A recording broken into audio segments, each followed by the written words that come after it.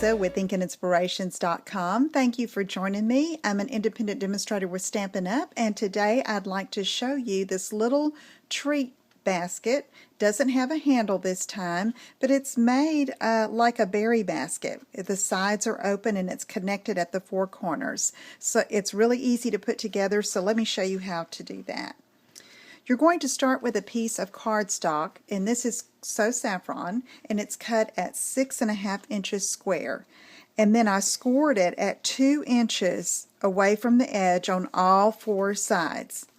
I'm going to fold on those score lines, and then we're going to do some trimming at the four corners.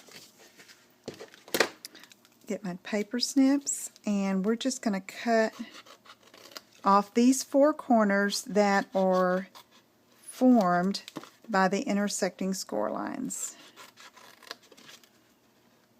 Do this together pretty quickly.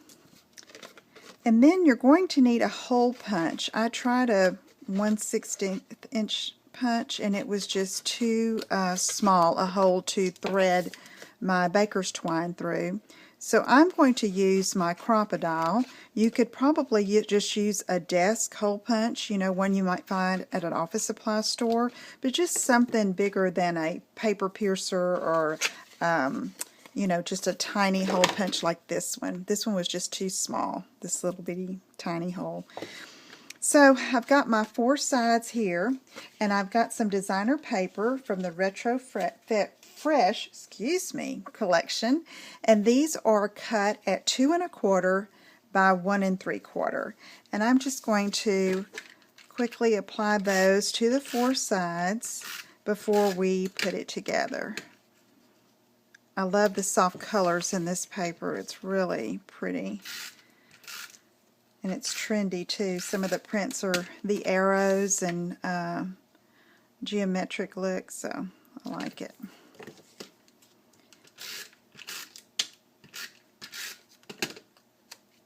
Okay, we're going to have our four sides done and embellished with designer paper. And then you'll need to get your bone folder. And what we're going to do is we're going to take it, and on each of these four flaps, it's a little bit awkward. You just kind of grab it here in the center. You want to kind of bend and curl those sides. That's going to give the open edge look when you connect your basket, and also make it look more like a berry basket. You know how the little sides are kind of popped out? It's cute. Okay, so let me get my Crocodile, and like I said, you can get a hole punch that you have. And I'm just going to come into each corner, catch the designer paper, and just punch at each corner. And then I'm going to be using the gold baker's twine that's in the Occasions catalog from Stampin' Up. And it is it's got a lot of fibers, a lot of threads make up that twine. So that's the reason we needed a larger hole. And I leave it on the spool, and then I'm just going to take it and run it through one hole on one flap, and then go to the adjoining flap over here and thread it through. And you can see how I must have really been struggling with that smaller hole. I'm just going to push it through like that with my paper piercer. And then what I'll do is I'm going to tie a bow here and not pull it too taut, because you want the little side to be open. Okay, so you just kind of pull it together. I'm going to make my two bunny ears and tie a bow. And I'm going to do that on all four corners, and then I'll be back to show you how I embellish the front of the box. Okay, I have my little bows tied all around the little berry basket, the little box, and you can see where the little sides you can peek through and see that makes the box a little different than an ordinary box, and it looks really cute. So for the embellishment, what I did is I wanted it to be appropriate for Easter, but also for any springtime occasion.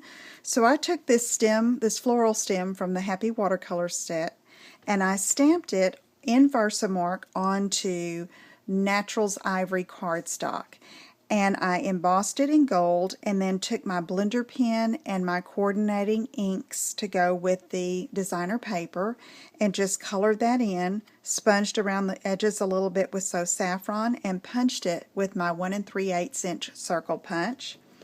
Then I got some of the designer paper that is in a print but had a lot of the solid color in it, and I punched it with the bracket label punch and sponged around the edges of it.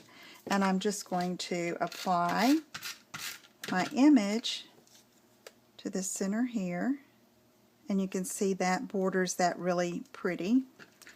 And then you would know I'm going to run out of snail.